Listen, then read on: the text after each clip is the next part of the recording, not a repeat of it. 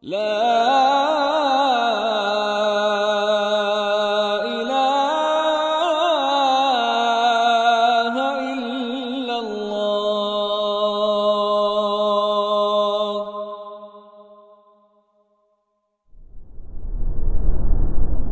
Assalamualaikum warahmatullahi wabarakatuh. Innal hamdalillah nahmaduhu wa nasta'inuhu wa nastaghfiruh wa na'udzu billahi min shururi anfusina wa min sayyiati a'malina may yahdihillahu fala mudilla lahu wa may yudlil fala hadiya lahu. Asyhadu an la ilaha illallah wahdahu la syarika lahu wa asyhadu anna Muhammadan abduhu wa rasuluhu la nabiyya ba'dahu. Qala Allah Ta'ala ya ayyuhalladzina amanu taqullaha haqqa tuqatih wa la tamutunna illa wa antum muslimun. Fa inna asdaqal hadithi kitabullah wa khairal hadi hadi Muhammadin sallallahu alaihi wasallam wa syarral umuri muhdatsatuha wa kullu muhdatsatin bid'ah wa kullu bid'atin dhalalah wa kullu dhalalatin finnar. Amma ba'd.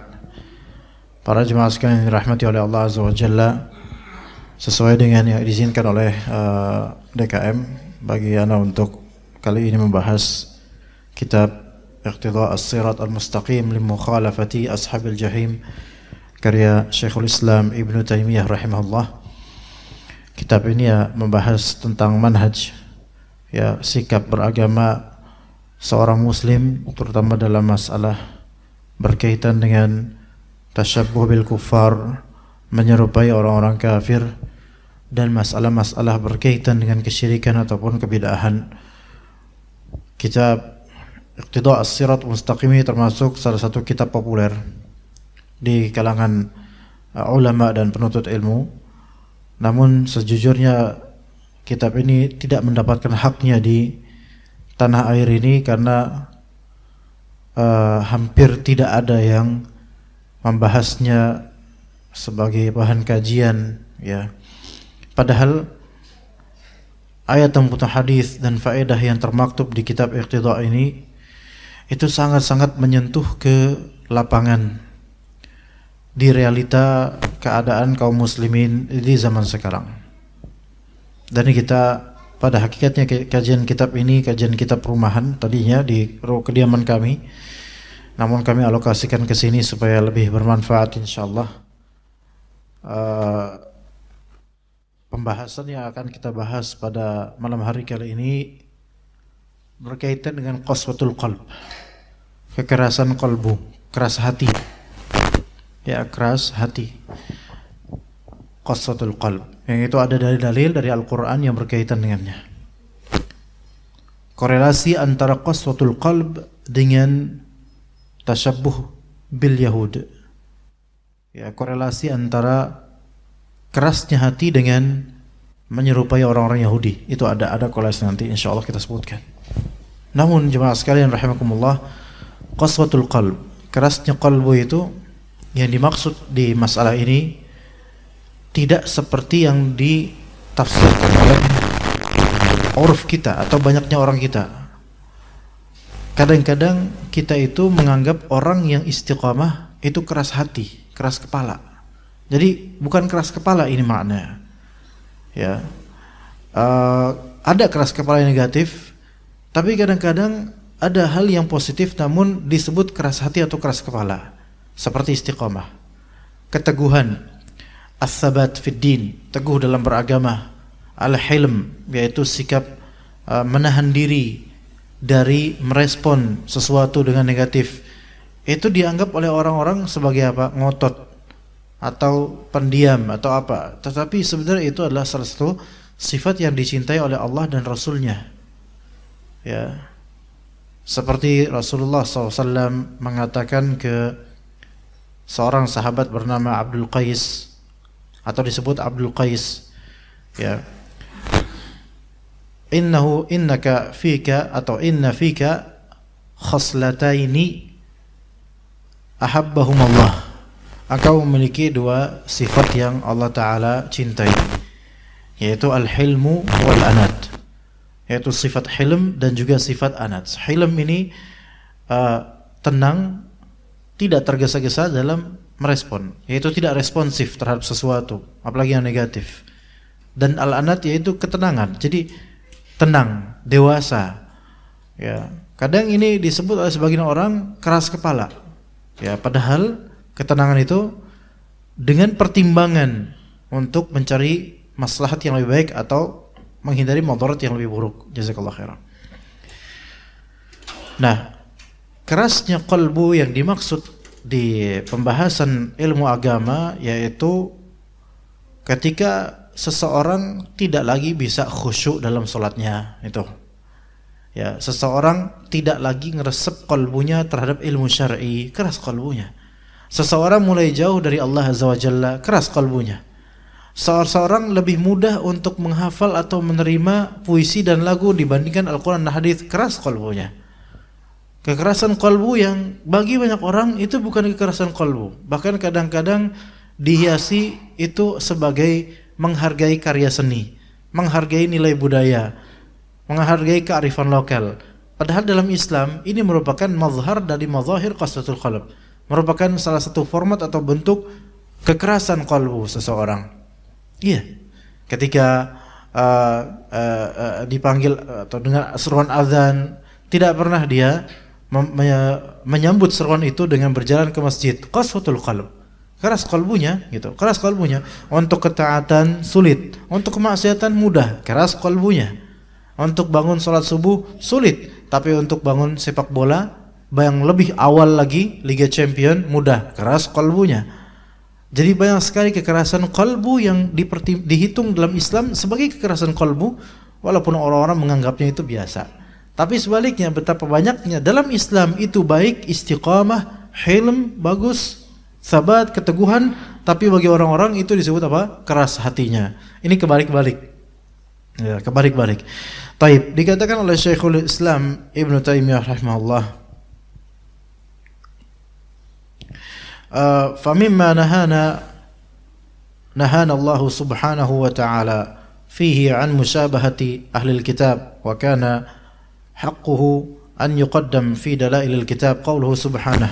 Di antara yang Allah Subhanahu wa taala larang terhadap kita dari perbuatan atau sikap menyerupai ahlul kitab Yahudi Nasara, itu sebagaimana yang disebutkan dalam Al-Qur'an, alam ya'ni lil ladzina amanu an takhsha'a qulubuhum li dzikrillahi wa ma nazala minal haqqi wa la yakunu kal ladzina utul kitaba min qablu fatala 'alaihimul amad faqasat qulubuhum. Itu di surat Al-Hadid ayat ke-16 ya. Yaitu kata Allah Azza wa Jalla, alam ya'ni lil ladzina amanu an takhsha'a qulubuhum li dzikrillah. Itu kata Rabb kita Azza wa Jalla,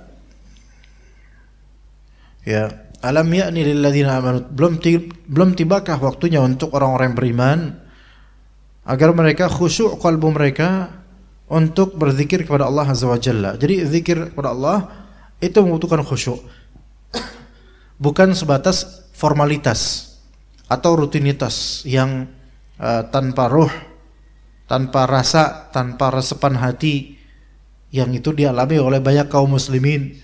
Mereka lebih resep kalau badan mereka bergerak saat zikir, dan lebih memperhatikan itu dibandingkan kalbunya itu memaknai zikir atau tidak. Ya, sebagian dari imam dan juga jemaah itu kita dengar sendiri ketika zikir subhanallah cepat-cepatan, alhamdulillah cepat-cepatan, Allahu Akbar makin balapan, sampai anda dengar sendiri Allahu Akbar dibaca lobar, padahal dia itu imam. Ya, ini bagaimana? Alam ya'ni lil ladzina amanu an takhsha'a qulubuhum li dzikrillah. Sudah belum tibakah waktunya untuk orang beriman kalbu mereka itu khusyuk untuk berzikir kepada Allah Azza wa Jalla.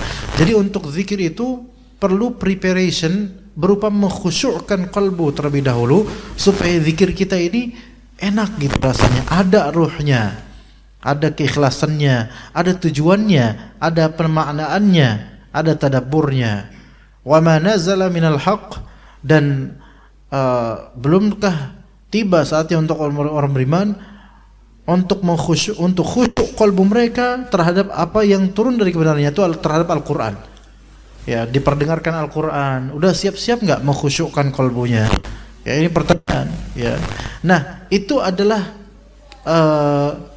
kritik dari Allah Azza wa Jalla terhadap sebagian dari orang beriman yang mereka itu tidak mempersiapkan kalbunya untuk zikir dan Al-Quran.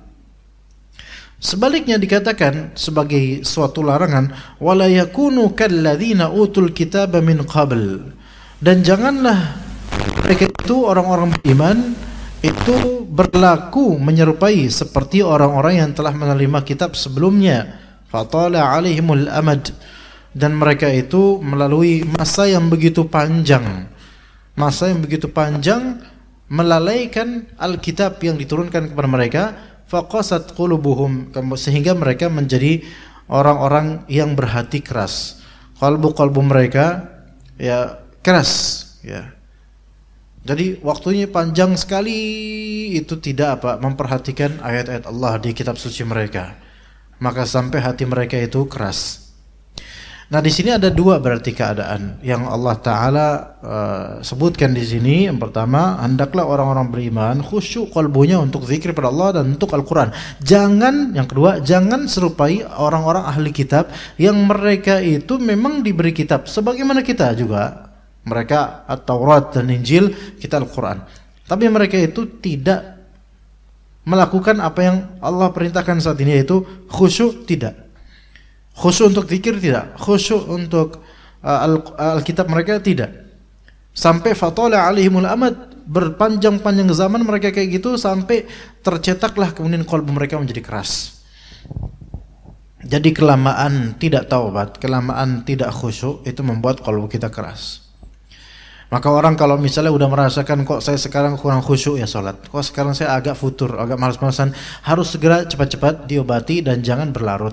Karena ketika fatala alaihimul amad, ketika zaman itu berlarut dengan keadaan seperti itu, maka makin keraslah kalbu. Kalau udah keras agak susah nih, lebih susah lagi. Ya.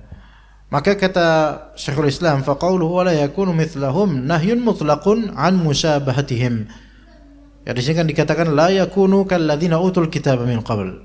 Janganlah muslimun itu menjadi seperti orang-orang ahli kitab. Ini ada suatu larangan mutlak untuk menyerupai orang-orang ahli kitab. Wa huwa khasun, dari segi pelarangan umum. Larangan menyerupai ahli kitab untuk segala hal, tapi ada kekhususan lebih, wa huwa khasun aidan fi nahyi an musyabahatihim fi qaswati qulubihim. Dan ada larangan yang lebih khusus di sini, yaitu larangan untuk menyerupai mereka dari segi kekerasan kalbu mereka. Dari segi kekerasan kalbu mereka. Jadi orang yang kalbunya keras, ingat kalbu yang keras itu bukan orang yang istiqomah, itu bukan kalbu keras. Itu orang yang teguh, ya, sabit. Yuthabbitullahu alladhina amanu bil qawli tsabit fil hayati dunya wa fil akhirah. Ya, itu orang yang teguh. Ya, itu beda dengan orang yang qasi qulubunya, hatinya keras, beda. Kata Syekhul Islam, wa qaswatul qulubi min thamaratil ma'asi, dan kerasnya kalbu itu termasuk dari buahnya maksiat. Ya. Iya. Maksiat itu ibarat pohon, maka faedah dari pohon maksiat adalah kerasnya kalbu. Seseorang tidak akan keras kalbunya kecuali pasti karena maksiat yang dilakukan terus-menerus. Iya, begitu. Karena pada asalnya kalbu manusia itu lembut tanpa maksiat. Dengan adanya maksiat yang terus-menerus dilakukan, maka makin keras, makin keras. Boleh jadi orang itu lembut secara perangai, tapi keras sekali kalbunya. Lembut secara perangai, mungkin akhlaknya Masya Allah, tetapi ahli maksiat dan musyrik bahkan, kalbunya keras. Makanya tadi kita bilang, kalbu keras di sini bukan tinjauan uruf atau tinjauan manusiawi, melainkan tinjauan syar'i. Setiap yang jauh dari Allah, setiap yang jauh dari syariat Allah, atau menampakkan syariat Allah padahal jauh darinya, maka ini memiliki kekerasan kalbu dan penyerupaan terhadap orang-orang Yahudi dan Nasara dari segi kekerasan kalbu. Dan itu ditunjukkan dalam beberapa ayat Allah Azza wa Jalla, di antaranya di surat Al-Baqarah ayat 73 dan 74. Kata Rabb kita Azza wa Jalla, kata sebelumnya kata Ibnu Taimiyah, wa qad wasafa Allah subhanahu bihal yahuda fi ghairi mawdi'in. Allah Subhanahu wa taala telah menyebutkan karakter orang-orang Yahudi di beberapa tempat di dalam Al-Qur'an dengan sebutan mereka itu keras hatinya. Di surat Al-Baqarah ayat 73 sampai 74 kata Rabb kita Azza wa Jalla, ini cerita tentang sebelumnya kisah, ini adalah kisah Bani Israel. Ketika itu ada yang seorang yang membunuh salah satu dari kalangan Bani Israel juga gitu. Namun setelah terjadi pembunuhan, ribut kan, tidak ada yang mengaku. Enggak ada yang mengaku. Padahal ada beberapa dari kabilah Yahudi itu, kan ada 12 kabilah.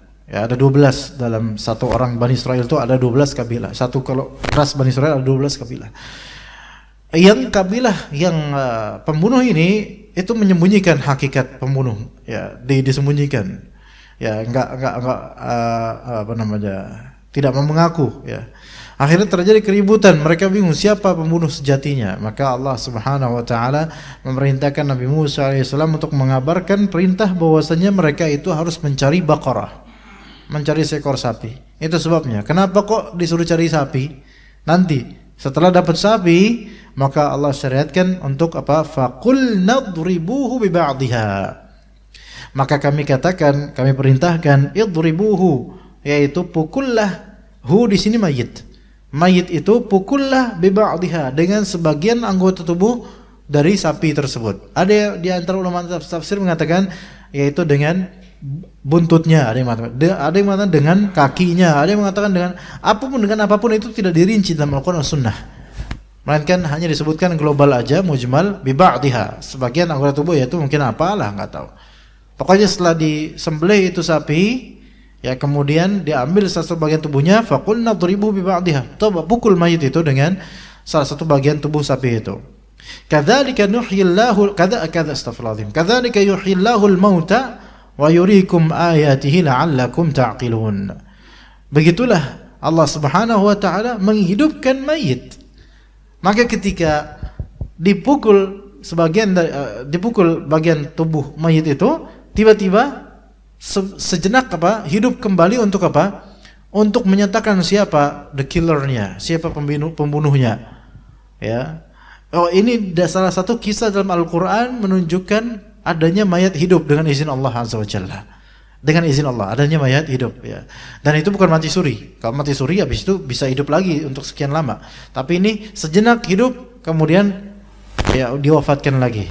Kadzalika yuhyillahul mauta wa yuriikum ayatihi la'allakum ta'qilun. Dan beginilah Allah taala memperlihatkan kepada kalian tanda-tanda kemampuannya, kekuasaannya, agar kalian tuh berpikir, agar kalian memahami. Tujuannya begitu. Tujuannya supaya mereka ini berpikir, mengambil ibrah dan dapat hidayah bahwasanya Allah itu Maha Tahu dan Maha Kuasa gitu loh. Nah, ketika burhan, ketika dalil, ketika hujjah, ketika kenyataan, ketika mukjizat, ketika keajaiban khariq lil 'adah itu sudah tampak di depan kedua mata mereka, apa kata Allah kemudian? Tsumma qasat qulubuhum. Tsumma qasat qulubukum min ba'di dzalik. Kemudian apa? Qalbu kalian wahai Bani Israil ketika itu keras setelah itu. Setelah itu qalbu kalian keras. Allah vonis qalbunya tuh keras, lihat ya. Qalbu keras, memang ada sisi tekak di sini. Ya, qalbunya keras. Ya, setelah ditampakkan ayat-ayat itu, ditampakkan keajaiban itu, Allah vonis kalian kemudian ini berarti ada tartib, ada urutan. Ya, setelah selesai kejadian ajaib itu, apa yang terjadi? Yang terjadi adalah mereka tetap mengingkari, mereka tetap kufur kepada Allah, mereka tetap tidak percaya bahwa padahal sudah jelas-jelas di depan mata ini adalah keajaiban dari Allah Azza wa Jalla. Tsumma qasat qulubukum. Ya. Kemudian keraslah qalbu kalian min ba'di dzalik, setelah itu. Nah, kenapa Allah vonis keras hati Bani Israil, orang-orang ketika itu? Ini yang disebut oleh Rasulullah sallallahu alaihi wasallam Al-kibru batarul haqqi wa ghamtun nas. Kesombongan itu adalah menampik kebenaran dan merendahkan atau melecehkan orang manusia. Maka ini bentuk menampik kebenaran, padahal sudah jelas. Seperti jelasnya matahari di siang bolong. Jelas sekali kalau itu matahari. Tapi dengan jelasnya itu dia tidak percaya kalau itu matahari. Ini jelas sekali bahwasanya Allah Ta'ala punya kuasa atas mayit ini. Tapi mereka tidak mau mengakuinya. Na'udzubillah min dzalik. Ya, thumma qasat qulubukum min ba'di dzalik. Nah, di sini qaswatul qalb itu adalah karakter orang-orang Yahudi. Di antara bentuk qaswatul qalbnya orang Yahudi adalah mereka ngerti tapi mereka enggak mau ikut dengan apa yang mereka fahami. Mereka memiliki ilmunya tapi mereka tidak mau ikut dengan apa yang mereka ilmui. Nah, pernahkah kita mendengar doa apa ya? Kayak gini doanya.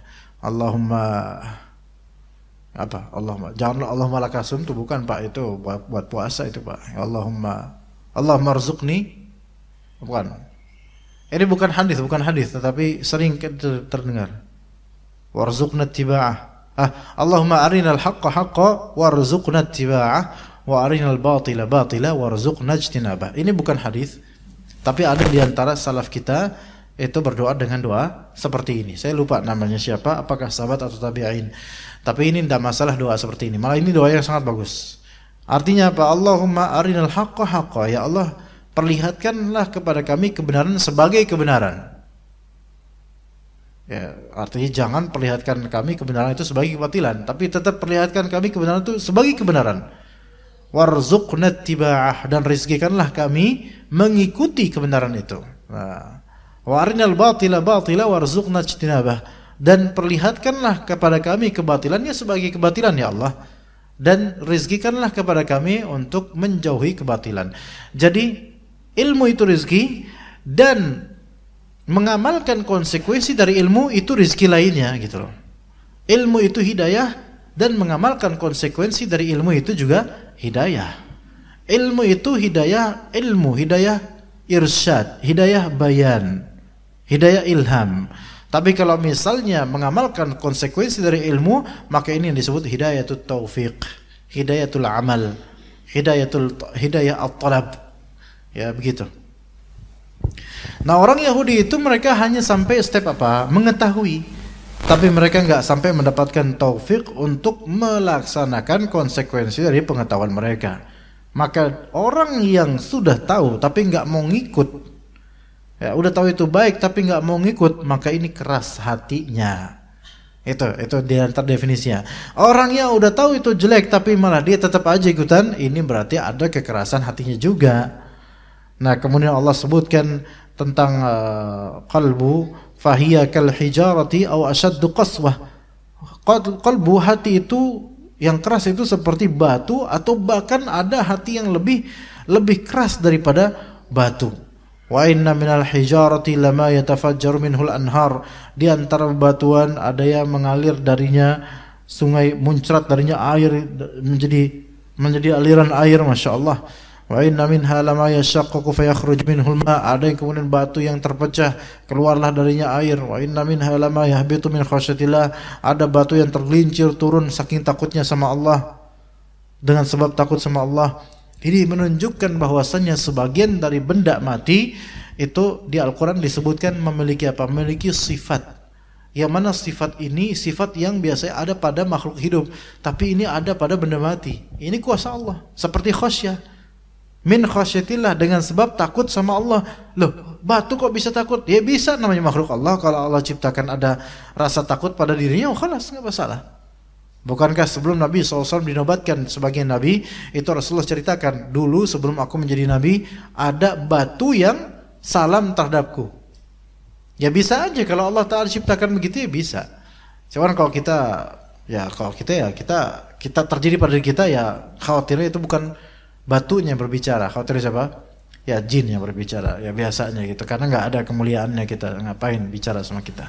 Wa mallahu bighafilin amma ta'malun, dan tidaklah Allah Ta'ala ghafil, lalai terhadap apa yang kalian kerjakan. Ayat berikutnya di surat Al-Maidah ayat 12 dan 13. Allah Subhanahu wa taala menyebutkan minnah dan ni'mah, karunia dan kenikmatan darinya kepada Bani Israel. Kata Rabb kita Azza wa Jalla, "Walaqad akhadallahu mitsaqa Bani Israila wa ba'atsna minhum 12 naqiba." Dan Allah Ta'ala telah mengambil perjanjian kepada Bani Israel, dan kami telah mengutus di antara dari golongan mereka 12 utusan, 12 orang. Wa qala Allahu inni ma'akum, dan Allah Ta'ala mengatakan aku bersama kalian. Kebersamaan Allah Azza wa Jalla, nikmat. Kemudian Allah sebutkan, la in aqamtumus salata wa ataitumuz zakata wa amantum bi rusuli wa azzartumuhum wa aqradtumullaha qardan hasana. Sekiranya kalian menunaikan salat, berarti di kalangan Bani Israel sudah ada syariat salat, tapi beda caranya dengan sekarang. Wa ataitumuz zakat, dan kalian menunaikan zakat, berarti di zaman Bani Israel sudah ada syariat zakat. Entah persamaan atau perbedaannya ada apa enggak dengan sekarang, wallahu alam.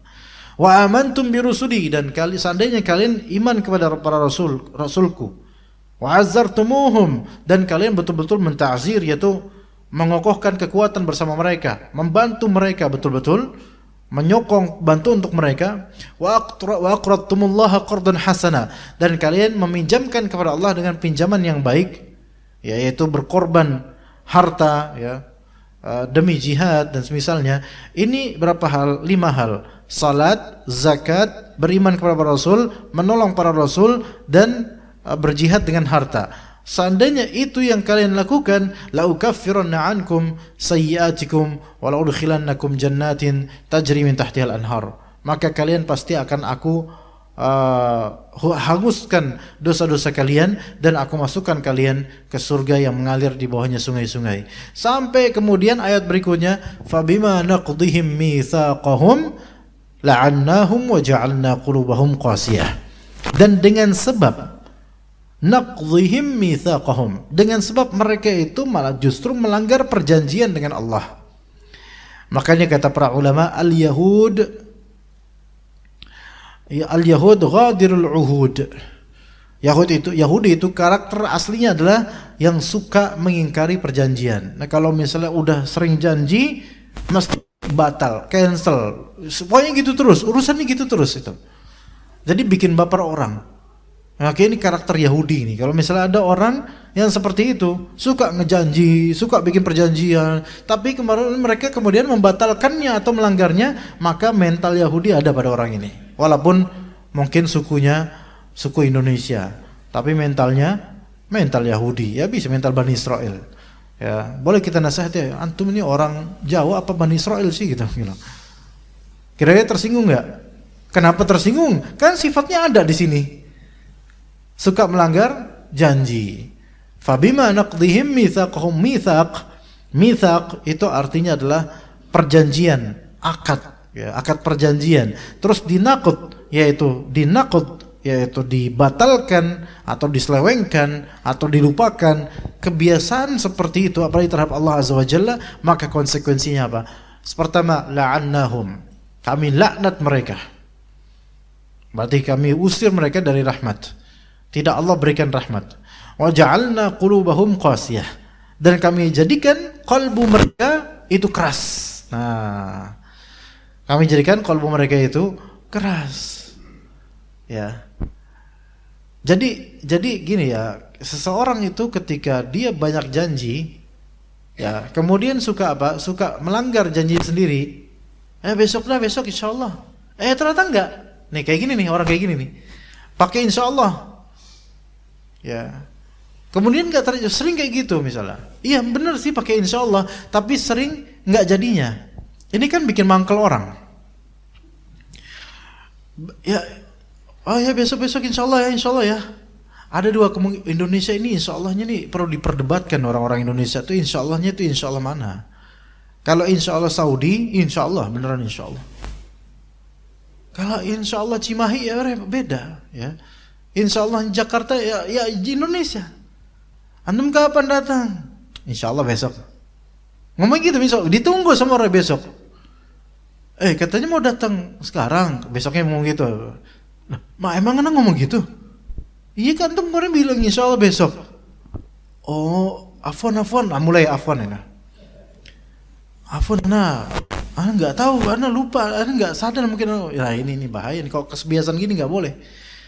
Insya Allah itu ada beberapa posibilitas. Kalau misalnya kita bilang insya Allah sebagai suatu janji atau sebagai suatu hal yang akan kita lakukan di masa depan, kita bilang insya Allah ada berapa posibilitas. Kalau pertama, kalau insya Allah ini maksudnya kita memang betul-betul mempatrikan diri kita akan melakukannya semampu kita nanti di waktunya, maka ini bagus. Ya, maka ini bagus. Ya. Taib. Kemungkinan kedua, kalau insya Allah ini sebagai basa-basi ya saja, maka nggak boleh, jangan bawa-bawa insya Allah. Karena itu juga berkonsekuensi orang itu mengira kita itu sungguh-sungguh dengan insya Allah. Kalau cuma basa-basi. Ya. Yang ketiga, insya Allah, ngomongin insya Allah, tapi dalam hati boro-boro gitu. Antum kapan ke rumah ana? Ya insya Allah. Dalam hati boro-boro ya gitu. Maka yang seperti ini insya Allah versi orang yang munafik, maka nggak boleh. Lain di hati, lain di ucapan. Dan jemaah sekalian rahimakumullah, kita tentu nggak mau mengejek atau merendahkan suatu suku. Tapi ada di beberapa ada di salah satu suku di Indonesia ini yang orangnya sukunya lembut. Ya. Bukan satu suku semuanya, enggak, di beberapa daerah aja. Di beberapa daerah, ya. Dalam suku daerah banyak luas, tapi di beberapa daerah untuk orang-orang di suku ini lembut bahasanya. Enggak enakan orangnya. Ya. Enggak enakan, sehingga apa? Sehingga ngomong di depan beda sama di belakang. Iya. Atau tidak mau ngomong di depan, tapi maunya di belakang baru ngomong. Itu satu. Dan kalaupun ngomong di depan, nggak mau ngomong sejujurnya. Sebagai basa-basi atau nggak enakan yang ngomongnya di depan itu ngomong enaknya gitu, bagusnya. Nah, pas udah di belakang, mangkelnya yang ada. Nah, ini ada beberapa karakter bagian dari suku, ya seperti itu. Di teritori tertentu yang tentu kita nggak akan sebutkan karena takutnya disebut rasis atau gimana. Tapi ya saya juga keturunan sana juga ada gitu. Jadi ya saya campuran jadi blasteran. Jadi alhamdulillah Allah mudahkan untuk tidak seperti itu. Gitu. Apakah hal ini baik? Sebini jemaah sekalian. Semua dari suku ada kelebihan dan kekurangannya. Arab ada kelebihan kekurangannya. Batak ada kelebihan. Semua suku. Nggak ada satu suku yang mutlak 100% kebaikan semuanya, enggak. Pasti ada aib, ada kesalahannya, ada kekurangannya, ada, pasti ada. Tetapi yang salah atau yang kurang itu kalau dinetralisir oleh syariat Allah Azza wa Jalla. Ya. Kalau antum melihat orang-orang, misalnya orang-orang Arab, misalnya antum ke Mesir, apalagi orang-orang Mesir itu mereka punya apa ya? Over pride gitu loh, over pride apa Indonesianya? Kalau kita tuh over proud. Mereka itu over pride. Over proud, kita tuh over proud. Indonesia tuh banyak over proud ya. Terlalu bangga gitu loh dengan keindonesiaan loh. Terlalu bangga gitu loh. Ya, rendang itu mah paling nomor 1 ini di dunia misalnya. Over proud. Tentara kita itu lebih hebat dari tentara Amerika dan Rusia. Ini kepedean namanya. Over proud, terlalu lebih proudnya. Tapi kalau Mesir itu over pride. Kalau antum bergaul sama orang Mesir, itu mereka itu gengsinya gede loh untuk nationality mereka, jemaah. Ya, kalau antum bilang ke orang Mesir, "Anta min Afrika," marah mereka. Gak mau. Lah, ana min Mesir. Ana min Mesir. Aku dari Mesir. Jangan bilang aku dari Afrika, dari Mesir. Saking gak mau dia disebut Afrika gitu loh. Iya. Ibaratnya kayak misalnya ada seorang syekh. Orang Saudi kan suka dengan orang Indonesia cuma. Iya, orang kayak yang udah pernah ngerasain umroh atau pernah stay di Arab Saudi, tahulah orang Indonesia tuh disenengin sama orang Saudi karena kita tuh bagus dari segi akhlak tuh mendingan. Ini bukan over proud ini. Ini real nyata ya. Ditanya sama seorang saya, "Anta min Indonesia?" Lah kata orang. "Min aina anta?" "Ana min Madura." Nah ini seperti ini, over proud, over pride. Padahal dia Indonesia, tapi nggak mau disebut Indonesia. Ana min Madura. Over pride, yaitu pride itu harga diri tinggi sekali gitu loh, sampai nggak mau direndahkan tuh nggak mau. Ada Mesir seperti itu. Taib, kalau kita lihat di Saudi Arabia, kadang juga kalau masalah macet, itu beberapa orang Saudi overreact. Itu reaksinya itu berlebihan gitu loh. Nggak sabar, tin gitu. Itu pikir orang Saudi ini. Atau orang Mekah Madinahnya macet sedikit itu nggak sabar mereka. Dihalangin sedikit mobil parkir, nggak sabar mereka. Marah-marah, walaupun nggak sampai mukul, tapi marah-marah beneran marah-marah. Dia disamperin itu orang yang punya mobil. Wah, ini belum pernah tinggal di Bekasi ini orang. Tinggal di Bekasi ini mungkin cepat wafat ini orang kayak gini nih ya, karena darah tinggi terus ya, hipertensi nih orang bakal ya. Iya, karena makanan mereka kan daging setiap hari, kambing nah misalnya, jadi emang darahnya itu beda sama kita. Ada kebaikannya juga orang Arab tentu saja. Itu juga yang kayak gitu juga ada kebaikannya juga di beberapa sisi. Tapi beginilah suku jemaah sekalian. Nah, tadi kembali yang ke salah satu dari kita, suku kita di antara suku di Indonesia, yaitu di depan beda dengan di belakang. Saking sungkannya, saking gak enaknya. Lah, yang ini berbahaya kalau misal dipelihara di seluruh konteks. Maka syariat Islam itu datang untuk menetralisir hal-hal seperti ini. Supaya apa? Supaya enggak jadi seperti orang munafik, atau tidak dilabeli sebagai munafik. Ya, inilah Islam jemaah sekalian, ya. Nah, kembali ke Bani Israel, kalbu mereka dibilang apa? Qasiyah, keras kalbu mereka. Keras kalbu mereka. Dan bisa jadi kalbu keras itu kelihatannya santun, tetapi kekerasan kalbunya ada di apa? Ngomong di belakang pahit ngomongnya, di depan manis. Oke, ada Nabi SAW alaihissalam. Suatu ketika ada seseorang dari sahabatnya. Itu Nabi SAW bicara senyum baik ya. Setelah orang itu pergi, Nabi SAW membicarakan ini orang jelek ini, enggak, jangan berteman, jangan. Pokoknya Rasulullah SAW menjelekkan. Kata Rasulullah, ya Rasulullah, kenapa engkau bicara di belakang dia? Gitu kan? Atau semakna dengan itu. Maka kata Nabi SAW, sesungguhnya seburuk-buruk manusia adalah yang orang-orang itu menghindari keburukannya. Pikirkan baik-baik, Mbak. Apakah paham? Saya ulangi ya. Nabi SAW pernah ngobrol dengan seorang sahabat yang datang, seorang sahabat Muslim. Itu Nabi baik, ngomongnya sama dia, baik, masya Allah, ramah. Setelah sahabat itu yang satu ini pergi, Nabi SAW menjelekkannya. Ini orang ini nggak benar ini gini-gini. Loh, ya Rasulullah, orang itu baru saja pergi. Kenapa nggak ngomong tadi pas di depan orangnya? Kenapa baru sekarang? Gitu kan ya? Kata Nabi SAW apa? Sesungguhnya seburuk-buruk orang adalah yang orang-orang pada menghindari keburukannya. Faham gak? Kita mungkin punya teman kantor, punya tetangga, atau punya jemaah misalnya, yang kita itu mau gak mau kita harus mendikte diri kita supaya kita ramah sama dia. Karena kalau enggak, orang ini bakal bertingkah buruk gitu loh. Gimana?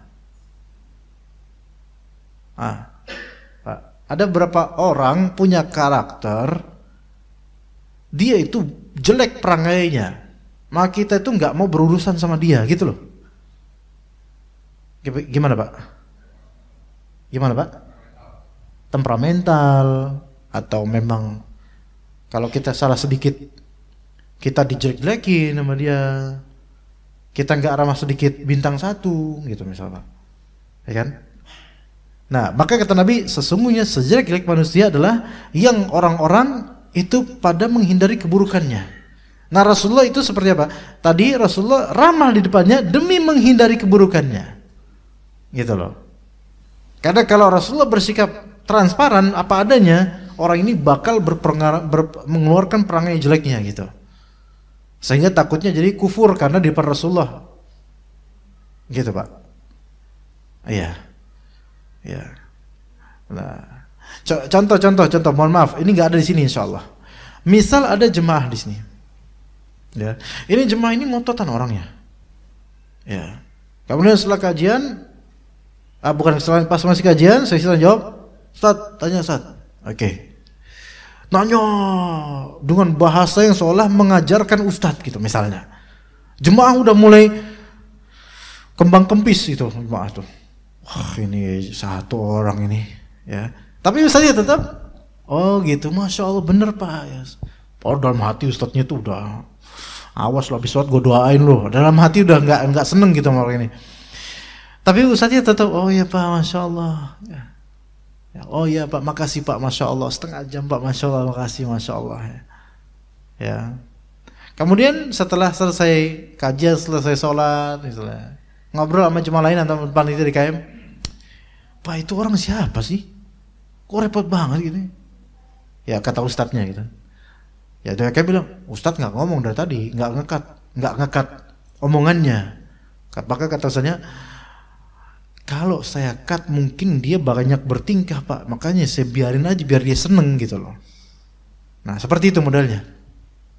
Kadang-kadang ada memang konteks tertentu yang kita itu perlu untuk basa-basi, ya ada. Tapi nggak semua konteks, gitu loh. Nggak semua konteks perlu basa-basi, perlu mujamalah dan tidak menampakkan perasaan kita langsung karena khawatirnya akan terjadi madarat yang lebih besar. Taib. Kemudian kata Syekhul Islam Ibnu Taimiyah, kemari kita lihat qaswatul qalb, keras hatinya. Oke, kita lanjut pada al-adzan insyaallah taala. Taib.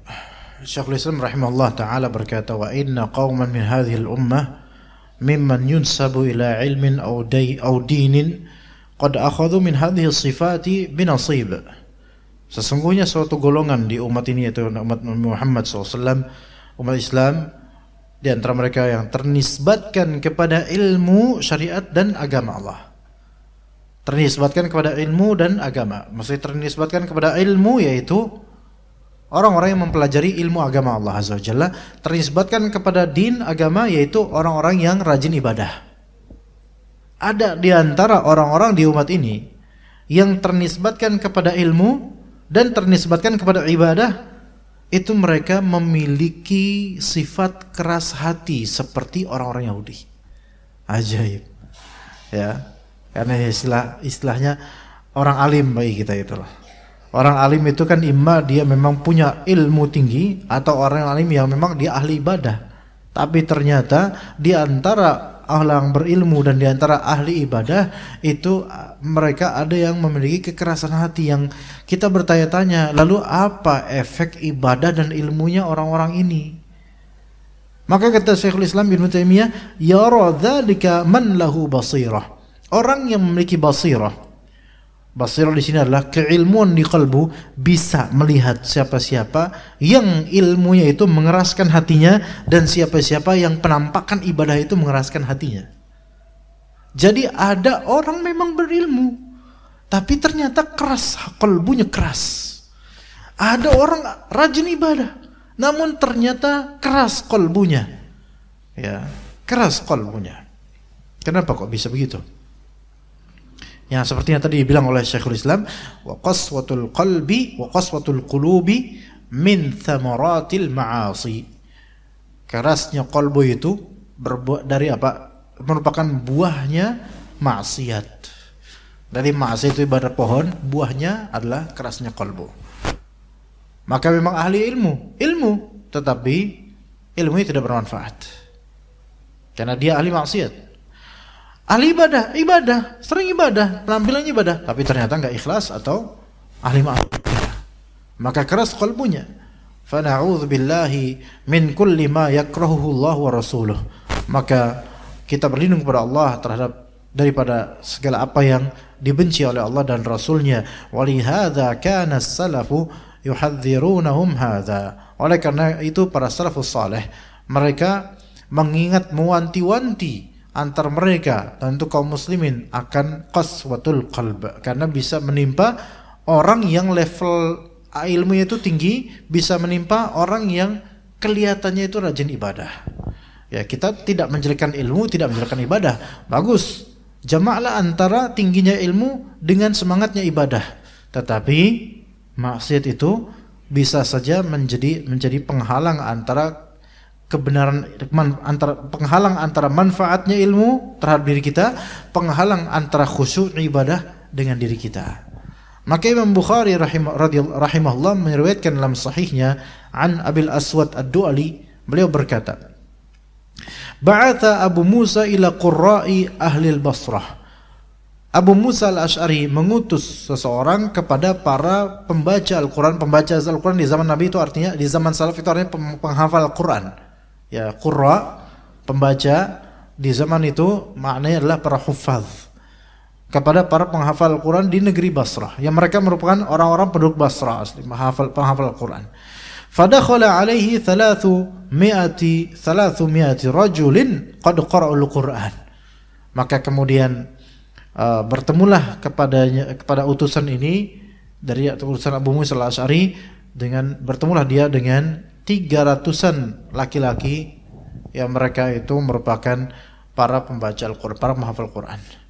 Maka berkata kemudian utusannya ini berkata, salaf kita ini utusannya, yaitu utusannya Abu Musa al-Ash'ari, antum khiyaru ahli al-Basrati wa qurra'uhum fatluh. Kalian wahai para penghafal Al-Quran, kalian adalah orang-orang pilihan dari negeri Basrah, dan kalian para penghafal Al-Quran, maka baca Al-Quran. Ayo baca Al-Quran sob. Ayo baca terus Al-Quran. Wala yatulanna alaikumul amad. Dan jangan sampai zaman itu lewat begitu saja dengan kesia-siaan. Artinya jangan kalian lupakan Al-Quran ini. Jangan kalian lupakan Al-Quran ini di waktu yang begitu lama. Enggak murajaah. Ini untuk yang hafal Al-Quran. Enggak murajaah karena udah banyak pernak-pernik dunia. Banyak opsi-opsi lain. Oh, sekarang banyak sekali. Kita mau apa sih? Banyak gitu. Tadinya hafal Quran, Masya Allah. Kemudian, pengen belajar bahasa Spanyol, mulai belajar bahasa Spanyol, lupa murajaah, udah.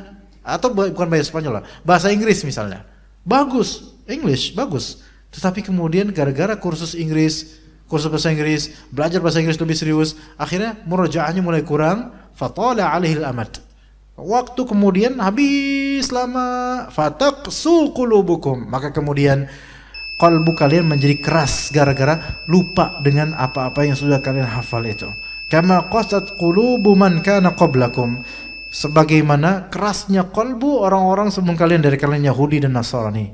Maka beliau ini menceritakan, yaitu salah satu utusan ini menceritakan. Saya tidak tahu di sini apakah utusan ini sahabat juga seperti Abu Musa al-Ash'ari atau seorang tabi'in, saya tidak tahu. Tapi beliau bercerita, wa inna kunna naqra'u suratan kunna nushabbihuha fi at-tuli wasyiddati bi bara'ah.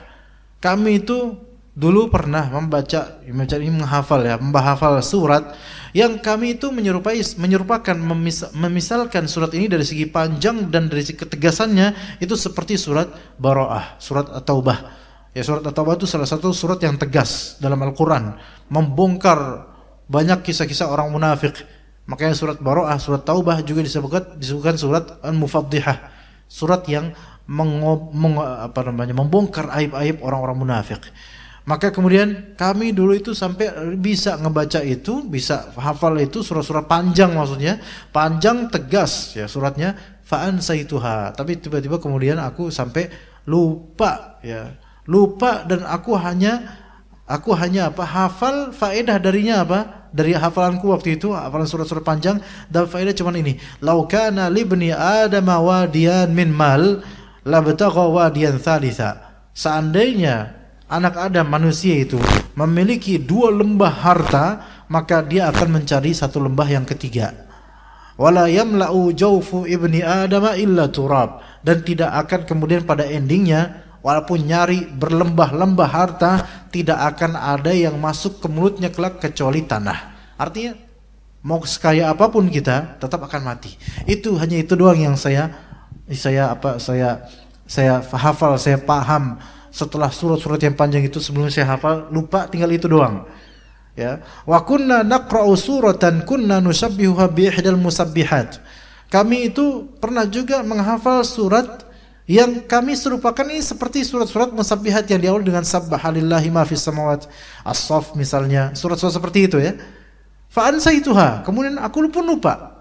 Ghairu anni hafiztu minha, melainkan yang tersisa dari hafalanku hanya ya ayyuhalladzina amanu lima taquluna ma la taf'alun. Di sini, wahai orang beriman, kenapa kalian berkata apa yang tidak kalian kerjakan? Yaitu hanya ayat-ayat menohok saja yang kita hafal sisanya. Ayat-ayat lain tidak. Ini menunjukkan jemaah sekalian bahwasanya hafalan itu pertama, hafalan itu bisa hilang karena maksiat, itu jelas. Kedua, hafalan itu bisa hilang karena lama tidak murajaah. Dua. Dan yang ketiga, hafalan itu bisa makin mudah hilang jika kita tidak memahami apa yang kita hafal. Lah mungkin orang ini kok masih bisa tersisa ayat itu yang dia hafal, karena mungkin ayat itu paling menohok buat dia, makanya cuma itu doang yang masih tersisa dia hafal. Ya, mungkin dulu di antara kita ada yang pernah hafal surat Tabarakalladzi biyadihil mulk, misalnya Al-Mulk. Ya, dan yang paling teringat dari ayat Al-Mulk yang mana coba jemaah? Yang paling saya ingat tabarokahnya itu. Ya kayak pertama, ya iyalah itu paling ingat lah, tapi itu kan karena emang ayat pertama. Enggak dari itu yang paling ingat. Biasanya yang paling ingat adalah yang paling ada kenangan terhadapnya atau yang paling kita maknai. Iya. Makanya orang yang paling terbaik adalah dia rajin baca Quran dan kita itu masih enggak seberapa, dan dia faham maknanya dan dia rajin murajaah. Ini ni'mal abd, sebaik-baik hamba. Masya Allah. Rajin baca Quran, paham isinya, dan rajin murajaah. Ini seindah-indah, nikmat-nikmat hamba Allah Azza wa Jalla. Ya taib, karena tadi udah ada tanda iqamah, ya kita cukup sampai sini insyaallah. Jazakumullah khair jazaa. Kita akan lanjut pada bulan depan insyaallah taala, pekan keempat. Barakallahu fikum jami'an wa sallallahu ala nabiyyina Muhammad wa ala alihi wa sahbihi ajma'in. Subhanakallahumma bihamdika asyhadu an la ilaha illa anta astaghfiruka wa atubu ilaik. Wassalamu alaikum warahmatullahi wabarakatuh.